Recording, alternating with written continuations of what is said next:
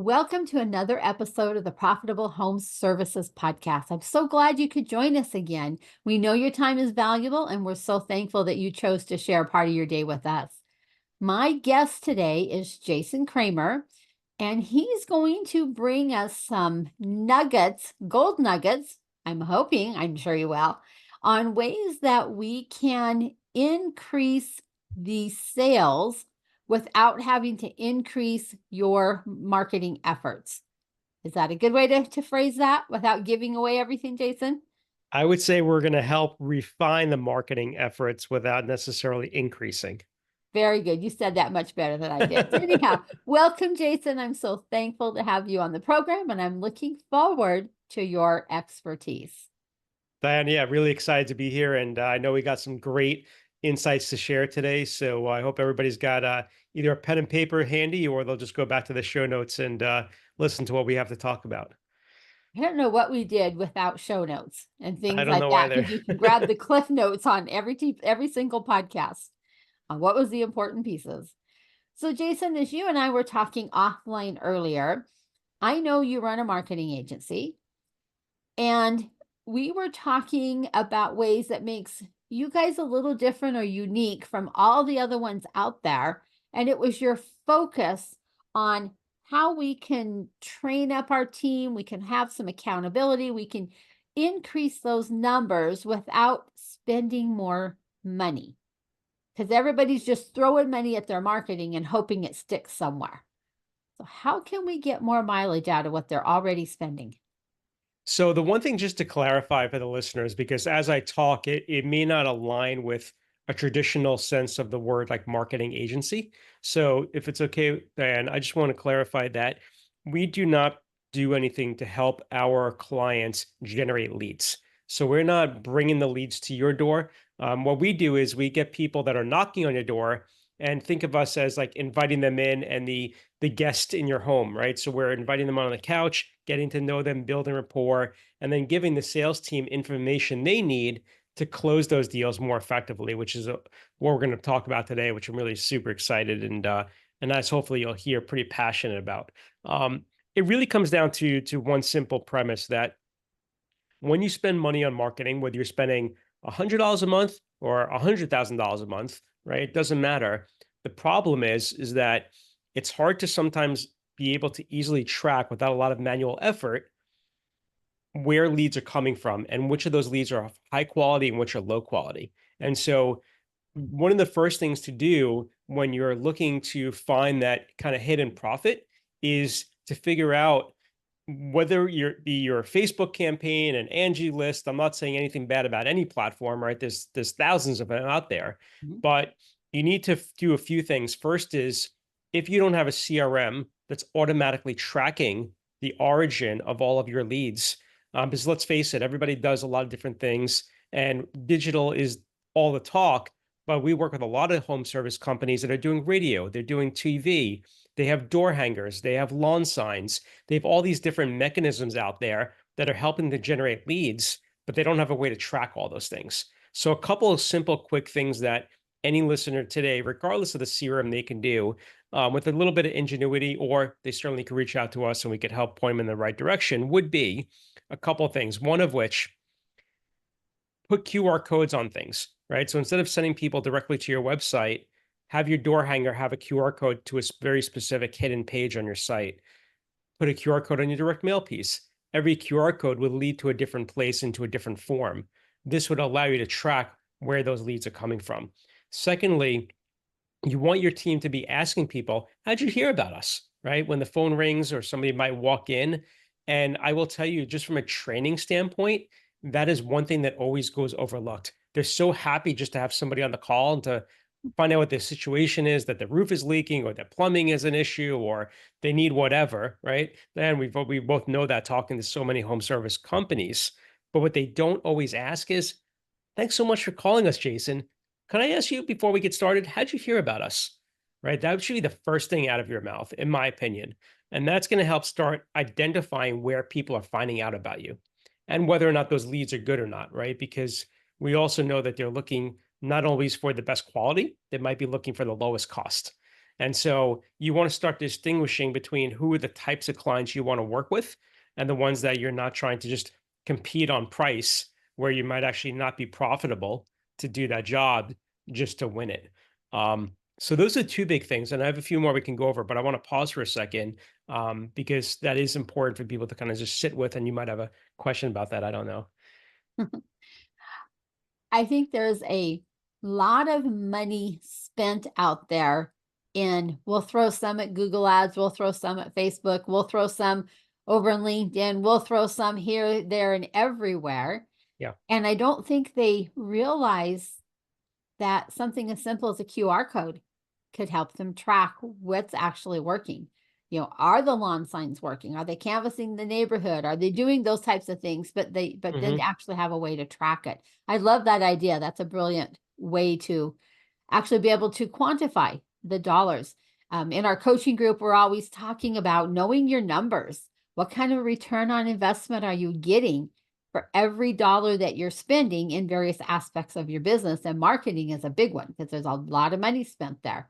And if we can track that, then we know that we shouldn't be advertising over here. Let's stay with these two areas that are working.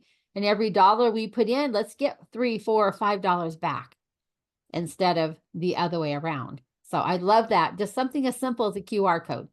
Nothing too It's a super very old fancy. technology, if It you want to is. call it that, but I think it's underutilized, in the age of everything being hyper digital, when it comes to targeting, but it's something that really works very well for non-digital mediums. Mhm. Yeah. So when you see these relationships starting to happen, Mhm. what normally can the business owner start to expect? Does a phone ring more, or they actually just start closing more of the sales? What do they normally see? Well, there's a few things. I mean, to obviously to increase your close rate requires a few different pieces.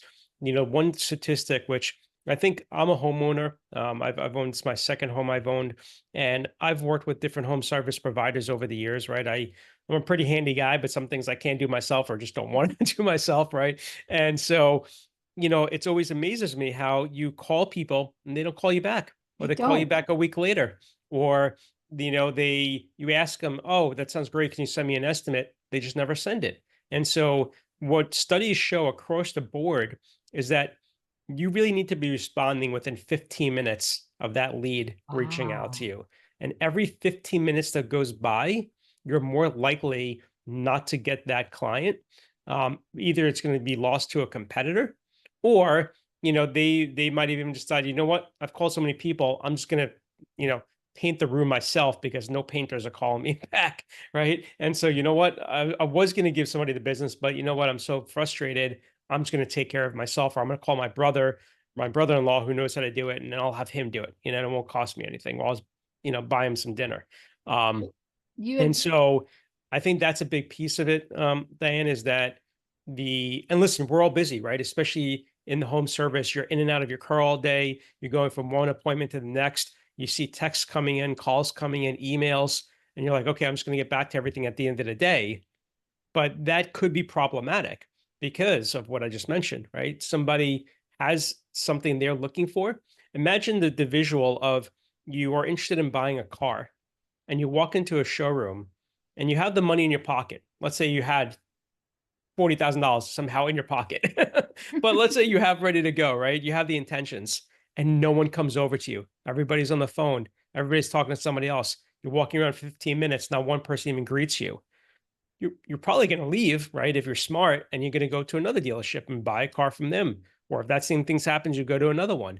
And so it's a simple thing, is just acknowledging that that person is showing interest and needs your help. You're not saying you have to send them a quote right away. Just shoot them a text back. I'm going to be traveling all day today I have a lot of appointments. Just want to let you know that we did receive your message. I will be calling you back. Are you available at 5 p.m. today? and That's then it. and then actually call them back. And then call them back. Right. Well, that's the Oh. thing, right? So you have to be, accountable to yourself or your team to make sure you're doing those things. Well, you and I were talking offline earlier about my new house. Hmm. And my husband and I, we went through 4 contractors. who actually came out to our property, looked at the property, said, "Yes, I can build you a house," and then nothing, crickets. We gave each of them about a month. You kept calling and you emailed and you texted, "Hey, do you got any Right. information for me?" Nothing, crickets. And we Unbelievable. finally found a different way to get this house built, and we paid cash for it. They didn't have to wait for financing or anything. Right. We had the cash sitting there to pay cash for this house. Thank you to Profit First and our profit Hmm. account. But four contractors lost that sale. Yeah. Four of them had an opportunity until we found a different way to get that done, and we got the house built. Hmm. But four people, not one of those returned a call or an email or a text. And I think Yeah. how sad that our home service businesses tend to get caught in that as well, not just the general contractors.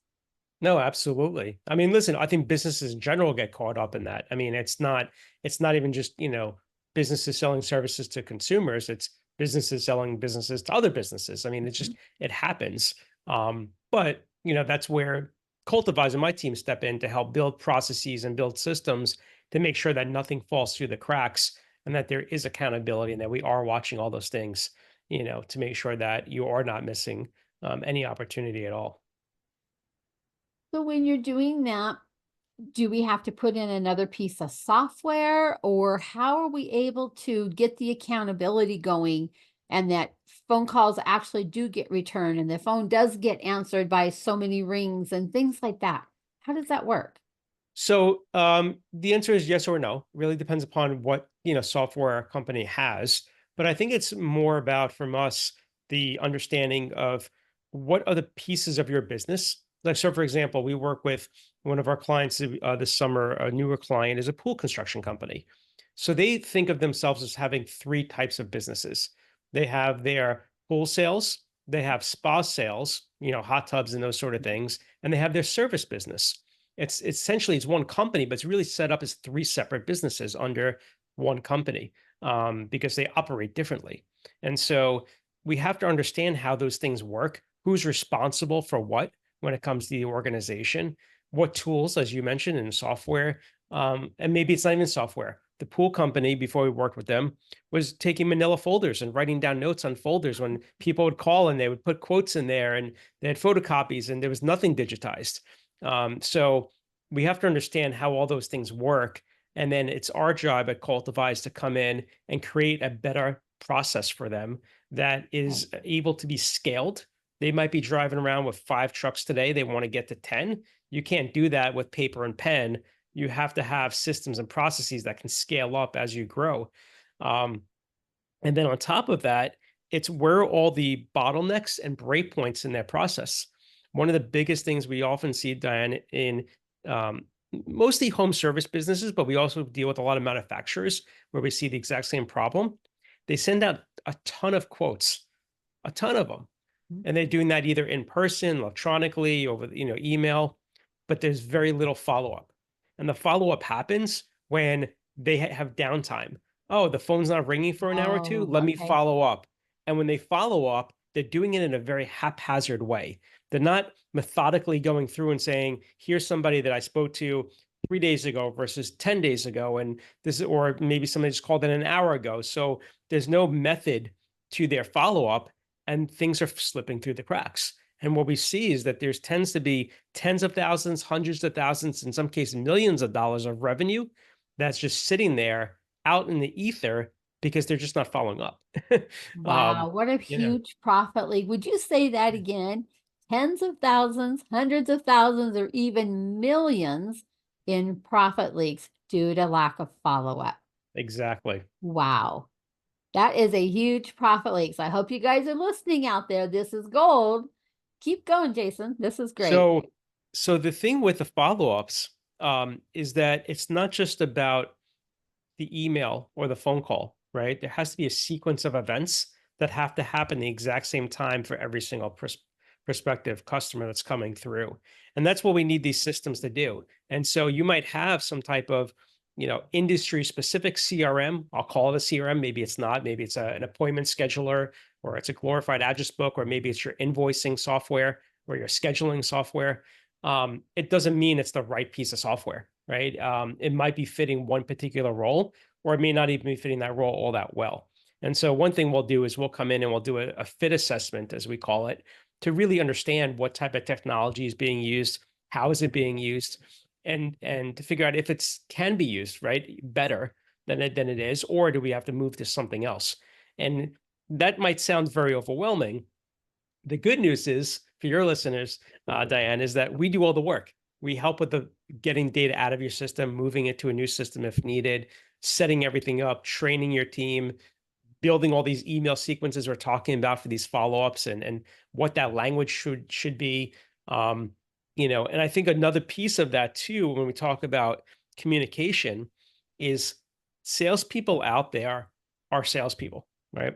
They didn't go to school. Maybe they went to school for a business, for business and things like that. But let's just make the assumption, it's a very broad stroke assumption, to say that they came from a prior job selling, or this is a new role in selling, but communication in terms of like writing sales emails may not be their forte. And so Wow. what we've noticed when we start working with all different types of companies is that the language they use in their email is super needy, super desperate, right? It's like, please, please, please, like, why haven't you called me? Like, do you want this job? Can we do this job for you or not? Or, and like, I mean, if I show you some of these emails, I'm like in shock that they were even using them and sending them to people, because I found them to be as extremely offensive.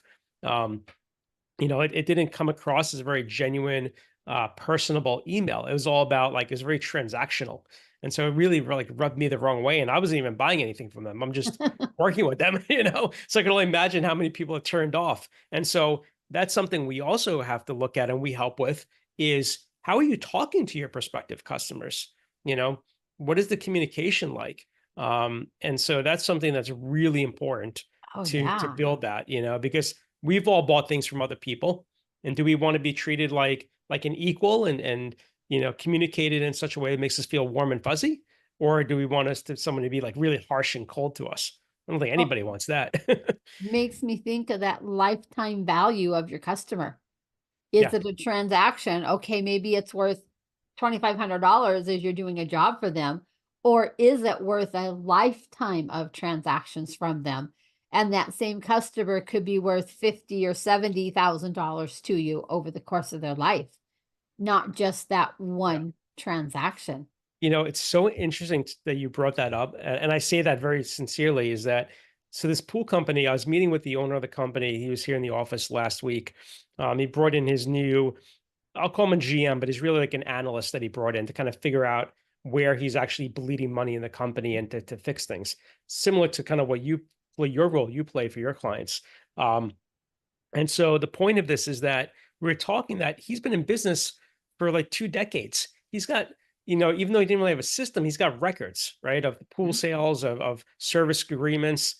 And he has no process in place today to go back and be like, oh, I sold you a pool 10 years ago. You probably need a new liner.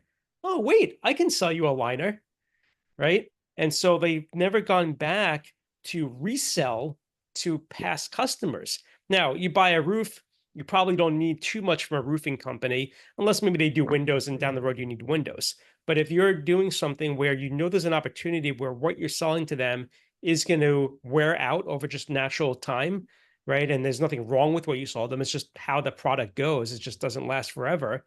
That's a huge opportunity. And guess what? It costs you very, very little to go back Yeah. out. There's no marketing dollars. All it is just, an outreach program, to your prior customers. Be like, hey, by the way, you're probably due for, like, even like the pads they put the all the equipment on for a pool. Those pads have to be replaced. They don't last forever, you know? And so these little things started coming up in these conversations I was having with this client. And I'm like, you're sitting here on like potentially like, hundreds of thousands of dollars in revenue from just going back to these past customers. He's Wow. like, oh, he's like, I never thought about that. We ran into that recently with the company that pumps septic systems. Yeah. So we've every time, let's see, I back up. I've been in my home for 29 years. every time we've needed our septic pumped, it's because it starts doing something in the house. It's like, oh, I Mhm. bet you we're getting full. It's been however many years. We have to go find a septic company to come pump. Now, Right. you'd think that the company who pumped it the first time, 20 some years ago, would have said, okay, it's been 5 years or whatever. I'm going to put an email or send a postcard Hmm. or something out. Hey, it's been this long. It's time to get your septic pump. We would great. Yeah. Come on out and do it. But they've never, ever, of any of the companies we've used, anybody has ever reached back out and said, hey, it's time to pump your septic. Do you know the two industries that always seem to do that really well though with the reminders? Uh-huh. Do you know who they are? Pest control. Pest control is one of them. Yeah. Dentists, I think, are the Oh, number yes. one. They are good. You're Yep. due for your cleaning, Yes. and by the Yep. way, we don't have any appointments for 3 months, but you're due for your cleaning, which Right. is another whole nother thing, which Yep. which rattles my brain. But then, yeah, and then pest control, I think, is another one too, where it's they're always trying to upsell. They're trying to Yeah. always. I mean, Yep. that's really ultimately what they're trying to do. Um, but yeah, it's amazing how so many industries don't do that well. Right. And just think a simple little re-engage that customer who already knows, likes, and trusts you. Exactly. Re-engage them and come back and offer them another service. And Hmm. it makes you look like you really care, number one. It makes them feel important that you thought that, to remind them, hey, it's time for, let's go Yeah, check this out. And what and a you simple marketing program right there. and you're being proactive instead of reactive, which always Yes. helps. Yes. And I'm sure they appreciate it, Hmm. knowing that you thought about them, even if it was computerized and programized and all. They don't know all that on the back end. Hmm. They think you thought about them, that you personally were going down your list of clients and you're thinking, wow, haven't heard from Joe in 5 years. I bet he needs this replaced. Yeah. Yeah. So in HVAC, I could see that being huge in that, even as an electrician coming through and taking a look at, hey, do we have any outlets and things that aren't working right now? Hmm. And you can definitely strategically move these into your slower times of the year. Yeah. But great customer service to be able to get to that point where you are being proactive and not reactive. 100%. So tell us some more about what else somebody could expect for this type of a service where you can start getting some accountability going with these numbers, because I'm all about the numbers. We got to get Sure. those numbers up, those closings up, get that top line revenue flowing down so that our bottom line profits start increasing. Well, yeah, and so I mean, it goes back to what we started at the beginning of the conversation. To say that it's all about. There's a few factors. So one is a sort of a quick recap: being able to identify and know where the leads are coming from, because it doesn't matter that you got 100 leads from Facebook this month, but if 80% of them were terrible, then that's a problem with the marketing campaign, right? That needs to Right. be addressed, or maybe Facebook's not the right platform for you. So that type of information is ultimately is beyond critical, because otherwise, the way I look at it, Dan, and you're all about financing and numbers and things like that. Um, it's like going to an investor. Nobody in their right mind, and I say that sort of a grain of salt, but would go to a financial investor and be like, "Hey, here's $5,000 a month to put into the market," and then never ask the investor, "Am I making money? Am I losing money?" And just for years, just giving them $5,000 and never asking a question. Nobody does that, right? Because you want to make it a return on an investment. And even though we're not a marketing agency, as I mentioned before, I very much believe your marketing should be an investment and not just an expense item in your business. It's an investment that could make an ROI and bring you back money if done correctly, but it takes a lot of work, and it takes a lot of due diligence to look at that on a very regular basis, to refine that. And it may not happen overnight, it may not happen in a few months, but eventually you could get there. And that's something that we help clients, give them the information they need to be able to get to that point. The other piece we spoke about was the follow-up, but I think there's also another component to this, is that there's a lot of data out there about how long people are spending to close deals, right? And so we didn't really touch on this, but I think this drives back to revenue, because if you have an employee, and I know some companies listening today might have hourly salaried employees, And so if that hourly salary employee is spending time, calling back Jason every 3 days to try to close that roofing deal, right? And then, but we know in the data that on average it takes, I'm just making up a number, 65 days to close a deal. That's a lot of time that's being spent, right? So what we really want to look at, it's something we do with clients when we get up and running with them, is how long are you spending to close a deal? How many days does it take? What's the average size of that deal in terms of dollar revenue? Maybe it's the deals are too small. And we got to, even if we boost them up by 10, 20%, that's a huge lift in revenue. And how do we do that? Maybe we add more things into the offering, right? When we do that. And then the other thing is, how long do you spend losing a deal? We've Oh seen people no. spend several months losing a deal worth like $5,000. And you're like, you spent 7 months to lose a deal worth $5,000? Was that even worth your time? You know? And so those are all things that your CRM should be tracking automatically without you having to do anything at all. It should just be working effortlessly for you in the back end to be able to measure all these types of things. So you ask me, what are the things we do? These are the things we do. We look at the data, we help keep everybody accountable, and think of us as, I have kids now in like high school and middle school, but back in the day when they learned how to ride a bike, I was holding the back of that seat for them, right, to get them stable. That's kind of what the team at Cold Advice does. We kind of hold that seat, sometimes for years if needed. It's not just like, hey, we do this for 30 days, 60, 90 days, and we're done. We're holding on, making sure that you're stable and that everything is running smoothly and operating smoothly, so that we can just kind of keep stacking on top of that, and doing different rollouts of different initiatives. But we got to get that foundation to be strong, and sometimes that's quick, Dan, that could take weeks. For some clients, we just get them up and running, and like they are just really good operators, and with some slight changes, we get everything going in a very fast fashion.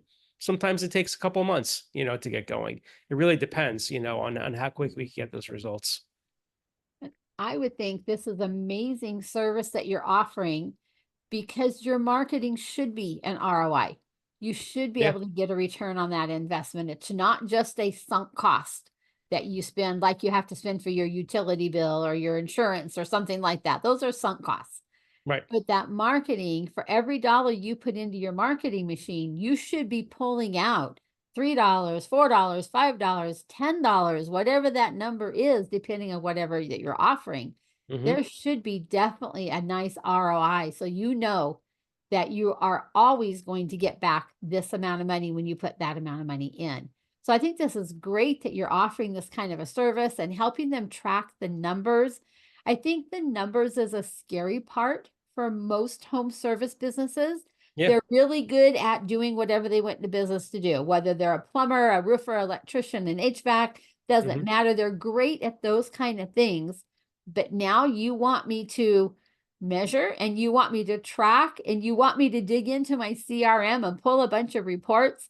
Now, what do I do with all this? I don't know what to do with them. I'm going to go back to work. I can at least get something accomplished over there.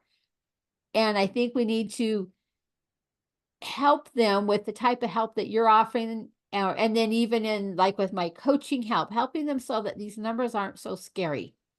Take away the scariness of the numbers and show them how to take those numbers and actually start magnifying them and increasing those bottom line profits.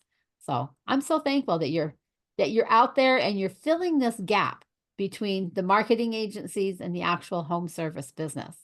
Yeah. Well, thanks. Yeah. I mean, listen, it's an exciting place to be. And, it's all about transformation. And that's what really gets, me excited, is just being able to see, that progress of how that happens. And like I say, when it happens quickly, and sometimes it does, it's amazing. I mean, and they look back and they're like, well, Jason, how did we ever run our business before we started working with you guys? I mean, like, and I'm not saying that to scoot our horn. It's just like, I'm like, yeah, I'm like, using a blackboard is not the best way to keep track of things, like, Or a whiteboard. or a whiteboard, right? I mean, there's better ways.